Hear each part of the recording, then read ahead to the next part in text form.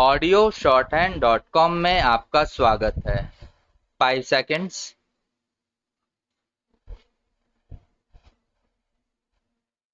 Start.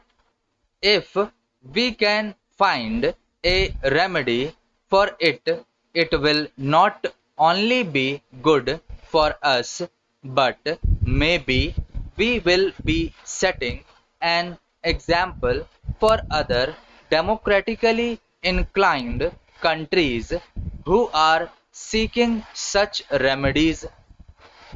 In spite of the fact that Parliament is in continuous session, it is not able to find time to consider in detail all the important matters that come up. We have in fact much less time because we are not in continuous session. I suppose our sessions will inevitably become longer and longer so as to enable us to deal with more and more problems and have more and more discussions. Anyhow, I have stated what the difficulty is at present. Though I am in sympathy with what Professor Shah said, I have no easy remedy for that difficulty except to say that we are perfectly prepared to consider, together with the honourable members of the House, any ideas or suggestions about how to give greater facilities for more intensive discussion of any great problem. An honourable member referred to the budget speech as being directly or indirectly a survey of all manner of problems, domestic, international, economic, foreign, etc.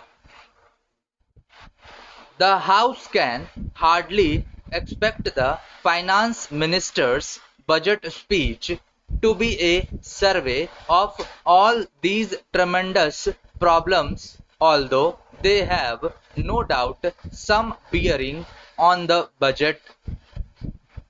The world is becoming far too intricate and difficult for us to be able to keep the full picture in view always.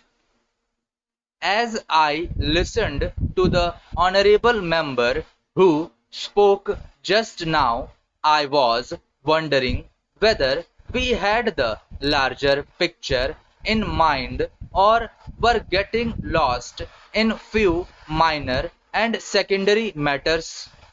For instance, having referred to the government's extravagance, the honourable member went on to say certain things in regard to our bringing forward a bill for giving a pension to the president.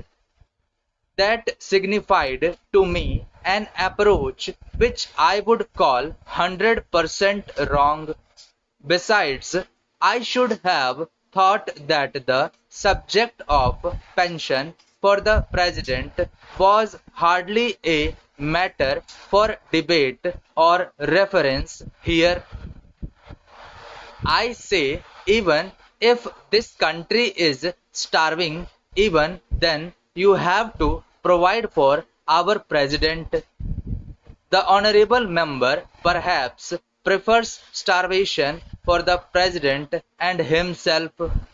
I certainly will not stand in his way, but we are considering graver matters than this, and the fact that such points are raised shows that we are not looking at the problems. We do not seem to be thinking of the vast problems that we are faced with and have to wrestle with the vast problem of the country's economy in relation to the world's economy. Thank you.